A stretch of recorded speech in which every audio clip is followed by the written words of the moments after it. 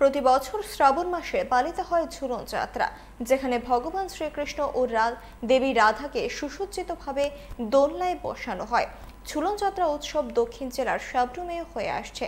বিশেষ করে মৈত্রী সেতু সংলগ্ন দোলবাড়ির অবসরপ্রাপ্ত শিক্ষক যোগেন্দ্র দাসের পরিবার ঝুলন যাত্রার উৎসব করে আসছেন বহু বছর ধরে। এবারও তার ব্যতিক্রম ঘটেনি।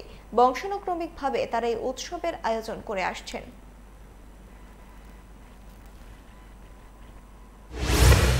আমাদের ঝুলন যাত্রা বহু বছর আগের থেকে হয়েছে। এটা হলেও প্রথমে আমাদের তখন হলো পাকিস্তান, পূর্ব পাকিস্তান, বর্তমান যেটা বাংলাদেশ, ফেনী জেলার সোনুয়া গ্রামে এটার প্রথম শুরু হয়।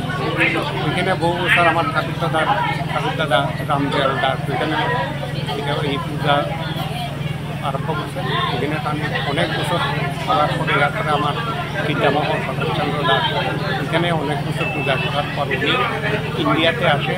দোলবাড়ি মৌজার ওই কাঙ্কিরা একটা বাড়ি, ওই বাড়িতে এই পূজা করতেন।